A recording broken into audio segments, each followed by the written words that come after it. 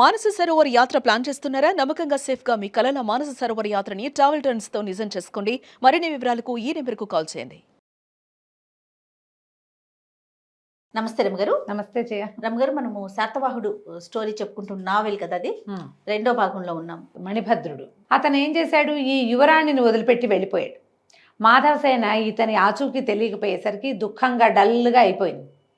తల్లిదండ్రి తెలుసుకున్నారు. పెద్ద ప్రమాదం నుంచి బయటపడినప్పుడు ఉత్సాహంగా ఉన్న అమ్మాయి క్రమంగా ఎందుకు మెతకబారిపోయింది అని ఆలోచించి ఆమెను కనుక్కుంటే మెల్లిగా ఆ అమ్మాయి ఇతని మీద మనసు పడిందని.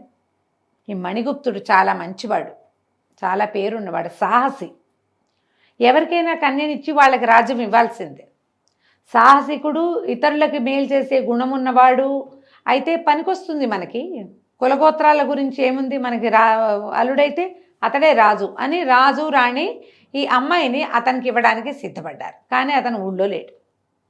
ఇక్కడ ఇంకో కథ నడుస్తుంది పక్కన. ఒక రాత్రి సాయంకాలపు వేళ ఒక ఇద్దరు కుర్రాళ్ళు, ఒకడు చాలా అందమైన వాడు, మంచి పొడగరి, బలశాలిగా ఉన్నవాడు, పక్కన సహాయంగా సామాన్యమైన పర్సనాలిటీ ఉన్నవాడు ఒకడు. వీళ్ళిద్దరూ కలిసి అడవిదారిలో ప్రయాణం చేస్తున్నారు. మధ్యలో ఈ మాణిభద్రుడనే ఉంటాడు కదా, మన యక్షుడి గుడి ఉంటుంది కదా, ఆ గుడిలో విశ్రాంతి తీసుకున్నారు వాళ్ళు. రాత్రిపూట నాకు భయం వేస్తోందని రెండోవాడు, అంటే భయపడితే ఎట్లారా, హాయిగా పడుకో, నువ్వు పడుకో, నేను మెలకుగా ఉంటానని ఈ రెండో అందంగా ఉన్న కుర్రాడు ఆ స్తంభాన్ని అనుకుని కూర్చున్నాడు. అర్ధరాత్రి వేళ వాడికి ఏం కనపడింది? ఒక రథం వెళ్తోంది. ఆ రథాన్ని వికృతాకారుడు, మహాకాయుడైన వాడొకడు తోలుతున్నాడు. ఆ రథంలో ఒక అమ్మాయి స్పృహ తప్పిపడి ఉన్న ఒక సౌందర్యవతైన స్త్రీ కనపడింది ఇతనికి. అంత సౌందర్యం కంటే బాగా నగనట్ర ఉన్నాయి ఒంటి మీద. రాజులు వాళ్ళు రాణులు పెట్టుకునే నగలు కనపడుతున్నాయి. రాత్రి వేళ తనకు ఆశ్చర్యం వేసింది. వీడెవడు? పోనీ ఎవరాని ఎక్కడో వెళ్తుంది అనుకుందాం. అప్పుడు ఇంకొంచెం సైన్యం ఉండాలి. వీడు ఇంత వికృతాకారుడుగా ఉన్నాడేమిటి? వీడు ఎక్కడికి వెళ్తున్నాడో చూద్దామని వాళ్ళ వెనకాలే గుర్రంతో బయలుదేరాడు. ఆ రథపు చప్పుడులో వీడి గుర్రపు డెక్కెల చప్పుడు వినపడలేదు. వాళ్ళు ముందుకెళ్ళిపోతున్నారు, వాళ్ళ వెనకాలే ఇతను వెళ్ళిపోయాడు. వెళ్తే అతను ఒక గుహ దగ్గరికి వెళ్ళాడు. రథం దిగి ఆ అమ్మాయిని భుజం మీద వేసుకున్నాడు.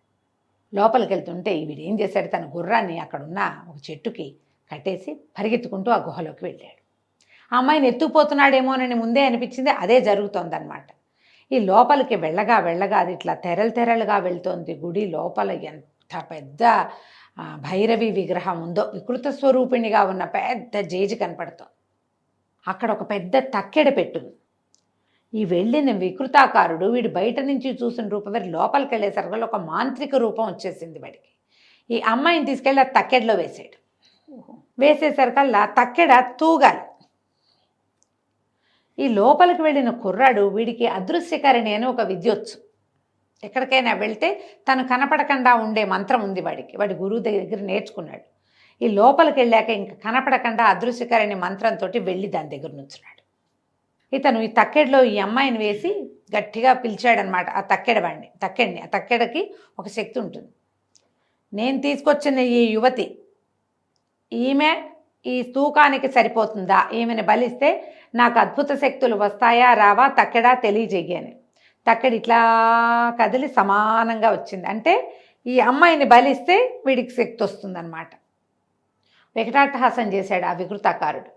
నేను యోగదండి మాంత్రికుణ్ణి, ఇవాల్టికి నా తపస్సు ఫలించింది. ఈ అపురూప సౌందర్యవతి కన్య, ఏకపుత్రిక, ఈమెను బలిస్తే, అంటే ఉత్కళ రాజవంశపు యువరాణి, రాజ్యానికి కాబోయే రాణి, ఈమెను బలిస్తే నాకు అద్భుత శక్తులు వస్తాయి. ఇప్పుడే నేను ఈమెను బలిస్తాను భైరవికి అన్నాడు. అనగానే తక్కెడులోంచి శబ్దం వినపడింది. పిచ్చివాడ, ఉత్కళ రాజ దంపతులు రాజరాజేశ్వరి భక్తులు. ఈ అమ్మాయి వాళ్ళకి ఆ పూజ వల్ల లభించిన ప్రసాదం. ఈ రాజేశ్వరిని బలిస్తే అమ్మవారు ఒప్పుకోకపోవచ్చు. అమ్మాయి తన ప్రసాదాన్ని తనే తీసుకుంటుందా?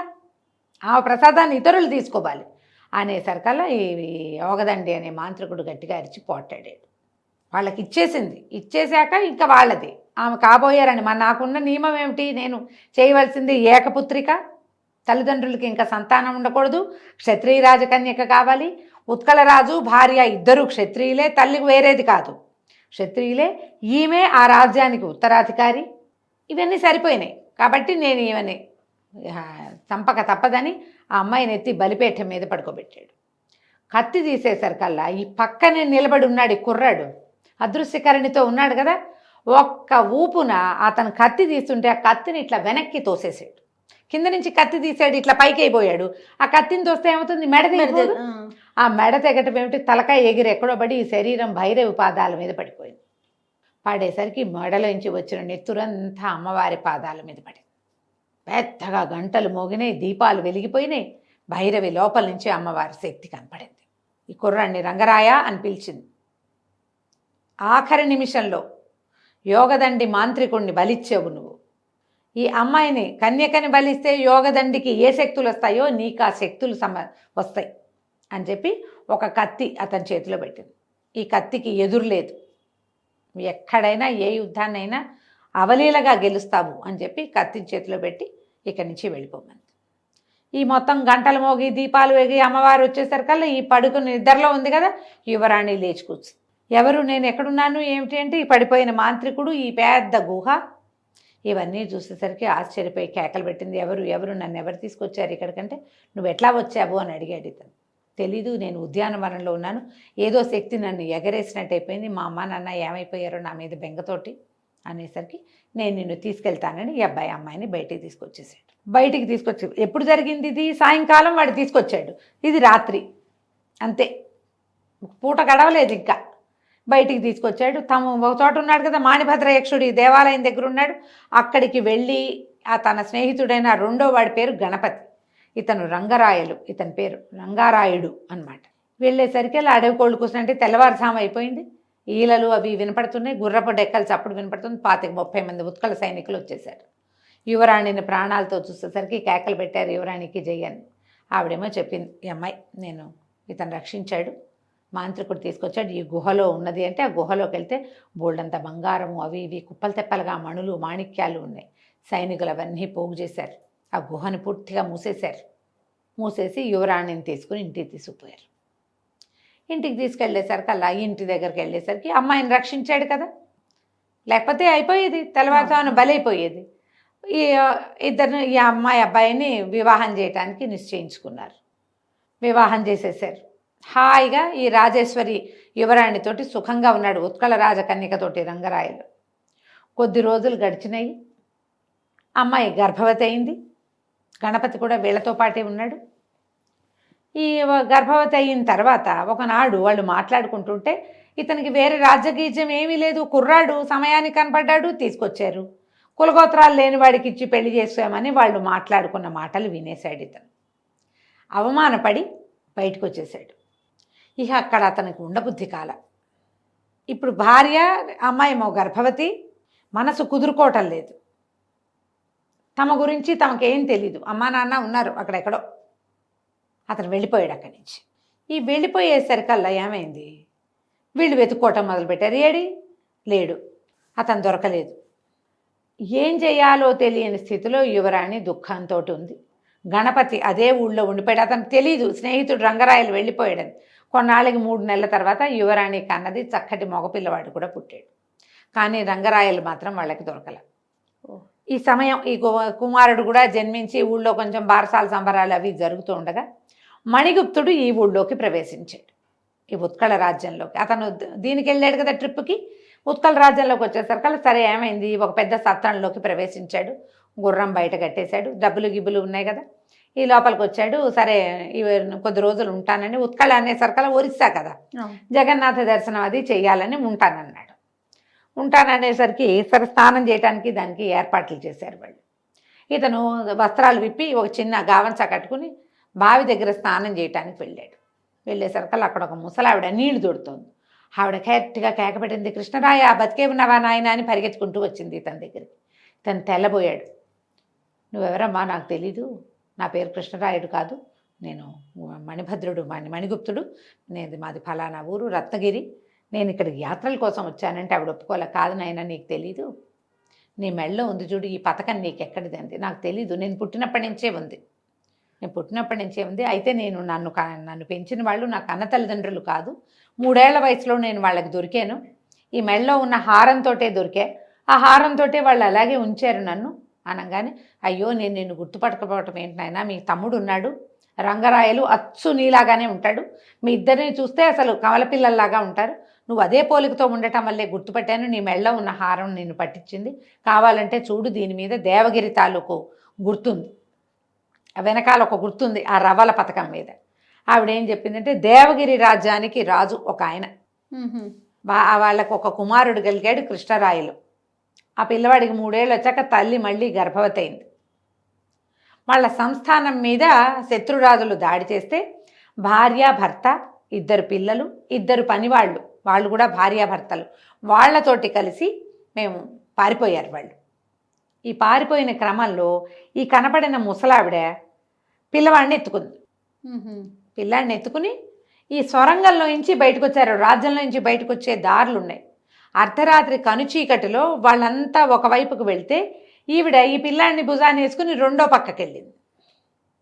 ఈ వెళ్ళి వెళ్ళి వెళ్ళి వెళ్తురు వచ్చాక ఈవిడ బయటికి వెళ్ళిపోయేసరికల్లా పిల్లాడు తను మిగిలారు. రాజుగారు లేదు, రాణి లేదు, ఆమె భర్త కూడా లేడు. లేకపోయేసరికల్లా నేను దుఃఖంతో ఆడ పిల్లాడిని పెట్టుకుని కూర్చున్నా. మెల్లిగా నిద్రపోయాం. తెల్లవారు నాకు బాగా మెలకు వచ్చేసరికల్లా పిల్లాడు కూడా నాకు లభించలేదు. పిల్లవాడిని ఎవరో తీసుకుపోయారు. ఆ పడుకున్నప్పుడు ఈవిడ నిద్రపోయింది. పిల్లాడు 3 ఏళ్ల వాడు నిద్రలేచాడు. అటు ఇటు చూసి నాన్న అమ్మాని వెతుక్కుంటూ రోడ్డు మీదకి నడిచి వెళ్ళిపోయాడు. ఆ దారిలో వెళ్తున్న సార్థవాహులు బిడారులో ఎవరో పిల్లాడు ముద్దుగా ఉన్నాడని వాడిని ఎత్తుకుని సంక పెట్టుకుని తీసుకుపోయారు. పిల్లాడు బయటికి వెళ్ళిపోయాడు. ఈవిడ ఏం చేస్తుంది, ఏడ్చుకుంటూ ఆ ఊరు ఈ ఊరు తిరుగుతుంటే క్రమంగా ఒక ఊళ్ళో వీళ్ళు లభించారు వాళ్ళకి. వాళ్ళు ఏం చేశారు, వచ్చేటప్పుడే కొంత సంపద తెచ్చుకున్నారు చేతితోటి. అక్కడేవో కొన్ని పొలాలు కొనుక్కుని ఒక భవంతి ఏర్పరచుకుని ఉంటున్నారు. మీ అమ్మగారికి ఆ తర్వాత మళ్ళీ కుమారుడు కలిగాడు. నేను ఆ పిల్లాన్ని సంరక్షిస్తూ వాళ్ళ దగ్గరే ఉన్నాను. కాలక్రమాన నా భర్త చనిపోయారు. నేను వాళ్ళ దగ్గర ఉన్న పిల్లాడి పెంపకం అంతా నా చేతి మీదే. మూర్తులా నీలాగానే ఉన్నాడని ఆ పిల్లాడి పెంపకం అంతా నేనే చేశాను. యాత్రలకు వెళ్తానంటే డబ్బిచ్చి పంపించారు. కొన్ని యాత్రలనే నా భర్త అస్థికలు కాశీలో కలపడానికి బయలుదేరాను. అవంతా అయ్యాక నేను ఈ ప్రాంతానికి వచ్చేసరికల్లా డబ్బులు పోగొట్టుకున్నాను. వెళ్ళే దారి లేక డబ్బు సంపాదించుకోవటం కోసం ఈ సత్రంలో ఆగాను.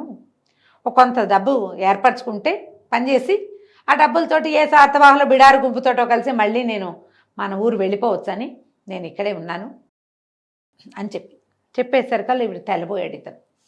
అంటే నాకు ఒక తమ్ముడు ఉన్నాడు, ఇది వింతగా ఉందిగా. అవును. సరే ఇతను ఏం చేశాడు, ఊళ్ళోకి వెళ్ళాడు. ఇదేం రాజ్యం, ఉత్కళ రాజ్యం. ఈ ఊళ్ళోకి వెళ్ళేసరికల్లా ఆ గణపతి కనపడ్డాడు. ఏరా ఏమిటి ఇన్నాళ్ళు అయిపోయింది, నీ కొడుకు పుట్టాడోయ్ అని చెప్తున్నాడు. నా కొడుకు పుట్టాడు అంటే అసలు నువ్వెవడు నేనెవడు, నాకెవడు కొడుకు గిడుకు ఏమీ లేదన్నాడు మణిగుప్తుడు. ఆ గణపతి తెల్లబడి, మైత్యం వచ్చిందా నీకు, యువరాణి కంటికి మింటికి ఏకధారగా ఏడుస్తుంది, పచ్చి బాలింతరాలు, పద పద నువ్వు రాజుగారి దగ్గరికి వెళ్ళాలి. వాళ్ళు ఏవో మాట్లాడుకుంటే నీకంత కోపం వస్తే ఎలాగోయ్, తప్పు, పద పద అన్నాడు.